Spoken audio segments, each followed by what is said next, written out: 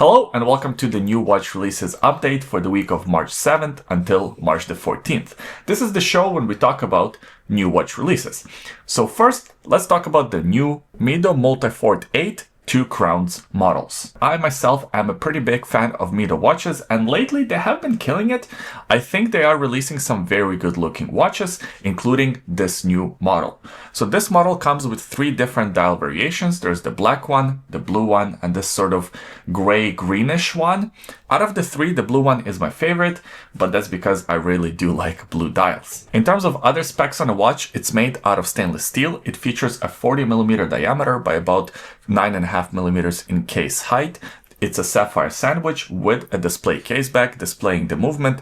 It's a Swatch Group 72 caliber, which is essentially a modified ET8 2892-A2, which beats at 25,500 vibrations per hour, and it has 72 hours of power reserve. And even though this watch kind of looks like a diver with that inner rotating bezel, it only comes with 100 meters of water resistance, which I'm actually fine with, because a watch like this, you're not necessarily going to go diving with, and if you increase the water resistance to, let's say, 200 meters, that would probably add some thickness to this timepiece. I should get my hands on one of these watches very soon, so stay out for the review.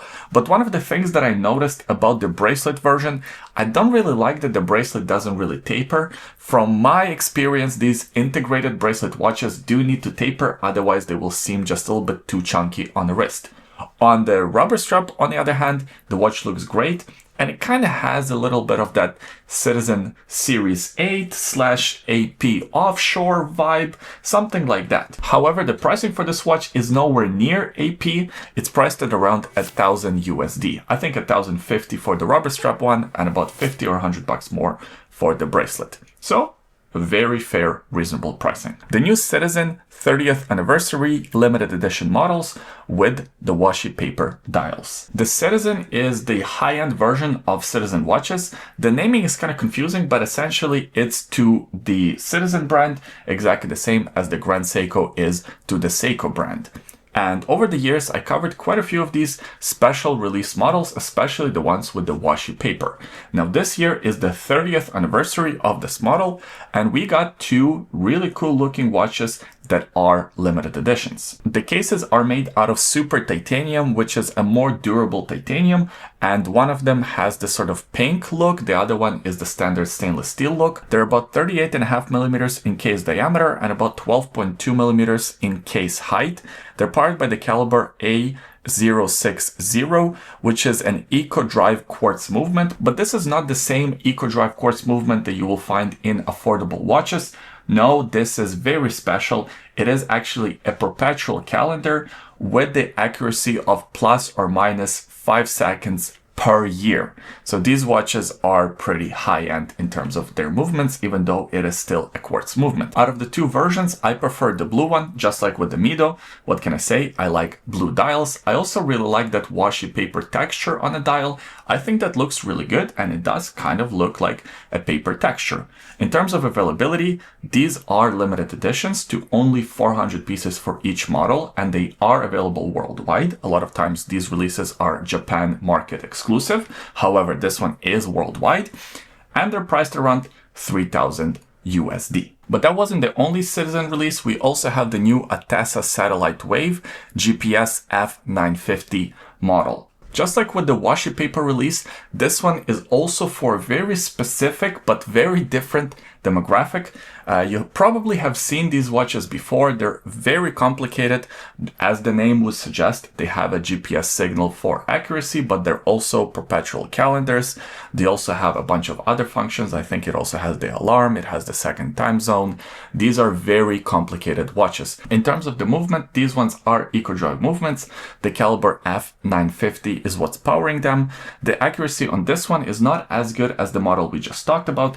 This one is plus or minus 5 seconds per month, as opposed to plus 5 or minus 5 seconds per year on the washi paper models. In terms of the sizing, these are actually pretty big watches, 44mm diameter by about 13.7mm in case height. They feature 100 meters of water resistance, and they are pretty expensive. Although these are not limited editions, they're priced at around 2,000 USD. The new MAD 2 jumping hours. So over the last 5 years, one of the sort of micro brands that was making a lot of headlines is this MAD Editions watches. From my understanding, the founder of MB&F wanted to create a more affordable version of the watch for the masses, so to speak, by using maybe less expensive movements and less expensive materials. One of the editions was sold out instantly, and over the years they have been releasing these limited editions in small quantities of the MAD 1 edition. To be honest, I didn't really love that watch all too much. I think it was just kind of weird and not my cup of tea. However, this new MAD 2 edition, I personally really like. So it features a jumping hours mechanism, which looks very cool, and it also has a very unique way of reading the time. There's of course no seconds hand on this watch, and the whole thing kind of looks alien almost.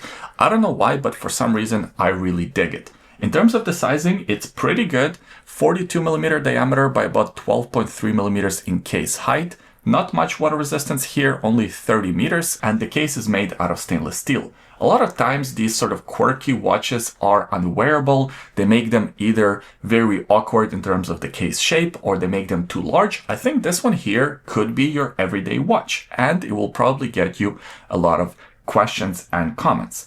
In terms of the movement, this one is powered by the variation of the Valjoux Paret caliber G101, but of course it has a module added on top of the movement to create the sort of jumping hours mechanism.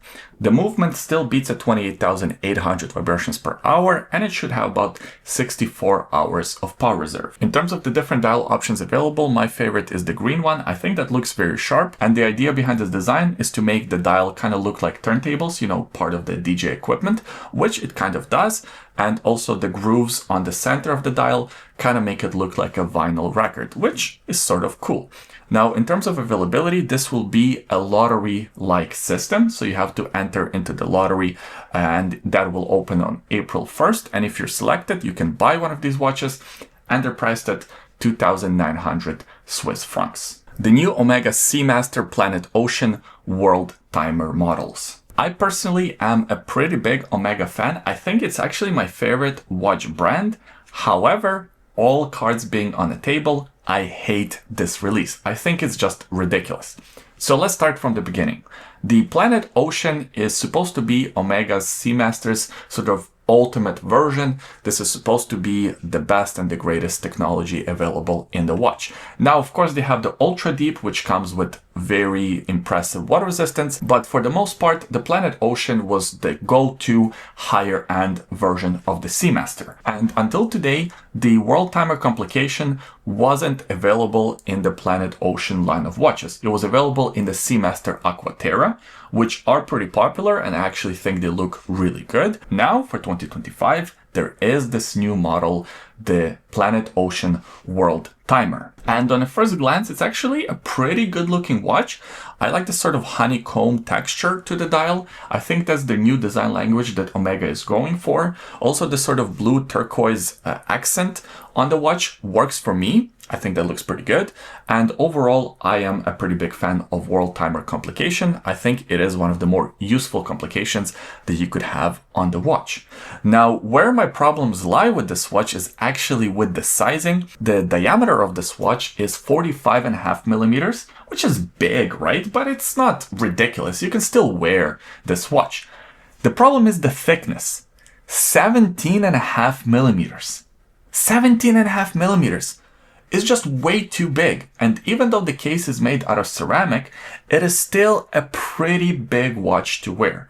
In terms of the water resistance, it features 600 meters of water resistance because Planet Ocean is supposed to be the best and the greatest. And the other part of the equation that I personally really dislike is the pricing. Almost $15,000 for this thing, $14,800. That's just crazy money, right? Like, $15,000 for this watch that's almost 18mm in case height. And I understand this watch is for a very specific demographic. But in my opinion, at least, this one makes no sense. And just for the reference, the Aquaterra version of this watch is about 14.1mm in case height. Not a thin watch by any means, but about 3.5 millimeters thinner than this watch. So that's how big the difference is in sizing.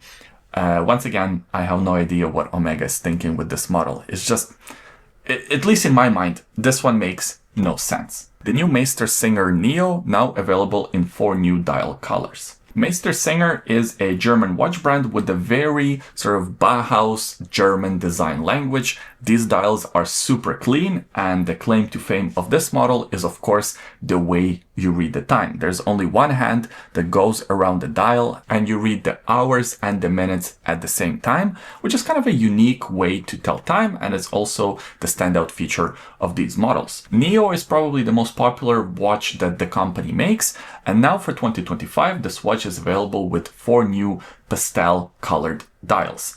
Out of the 4, my favorite is this green one. I actually think that looks really good, although the pink is also quite attractive. Everything else about the watch stayed pretty much the same. It still comes in a stainless steel case, 36mm diameter by about 9.7mm in case height. It has 50 meters of water resistance, and these ones are powered by the Sellita SW200 that has been modified, but it still beats at 28,800 vibrations per hour, and it still comes with 38 hours of power reserve. In terms of the availability and the pricing, it is a limited edition, but it doesn't say how many watches it's limited to. It just says limited quantities available, and the model is priced at about 2,000 euro, 1,910 euro to be exact. The new Orient Snoopy-themed limited edition watches. Orient is a Japanese watch brand, and this year they're turning 75. It's their 75th anniversary, and to celebrate the fact, we're getting 4 new Snoopy-themed watches. This one actually features both Snoopy and Woodstock, and one of the dates on the dial, I think the first of the month, is actually Woodstock, which I think is a very cute detail. Now, in terms of the available models, 2 of them are the Bambino 38, which is a very popular dress watch, one with the silver dial, the other one with this sort of cream-like dial. Both of them come in exactly the same case dimensions, 38mm diameter by about 12.5mm in case height. They both come with 30 meters of water resistance, with the cases made out of stainless steel. In terms of the movement powering this watch, it's the same caliber F6724, which beats at 3 Hz or 21,600 vibrations per hour, and it has about 40 hours of power reserve. There's also the open heart version of this watch, or the semi-skeletonized version of this watch. That one comes in a slightly larger case, 40.8mm in diameter by about 11mm in case height, and it's powered by a different movement, the caliber F6S22. And finally, there's the diver version of this watch. That's the Meiko 40. As the name would suggest, it features a 40mm diameter by about 12.8mm in case height, and it comes with 200 meters of water resistance. In terms of the pricing and availability, this diver, the Meiko, is limited to 3,800 pieces, so a pretty large limited edition, and it's priced at 449 euro. The semi-skeletonized version of the watch is limited to 1,900 pieces, so a smaller limited release, and it's also priced at 449 euro. And lastly, the Bambino versions, the silver dial version is the largest limited release, 7,800 pieces. The beige dial version is limited to 3,100 pieces, but the price is the same, 400 euro. The new Hamilton Boulton Death Stranding 2 limited edition watch. For whatever reason, Hamilton likes to collaborate with different movie companies, different video game companies to give us limited edition watches. We got the Dune, we got the Murph, and now we have the Death Stranding 2 version for the sequel to the Death Stranding video game. In terms of the design and the case dimensions, this is a very strange looking watch. It has a lot of sharp angles and it kind of looks futuristic and retro at the same time. It does look like a watch that would belong in a video game. It comes in a PVD coated titanium case, 36mm diameter by about 13.7mm in case height. It's a very strange looking case with 7 different sapphire crystals just because of the nature of its design. And this model is powered by the caliber Hamilton H10, which beats at 21,600 vibrations per hour, and it has about 80 hours of power reserve. In terms of pricing and availability, this is a limited edition watch to 2,000 pieces, and it's priced at 1500 USD. And that's it for this video. I hope you enjoyed it. If you did, please give it a thumbs up, subscribe to YouTube channel for more videos like this in the future, and leave a comment in the comment section below. Let me know what you thought about the releases that I highlighted. I always enjoy reading your comments. Thanks for watching, and we'll see you next time. Bye.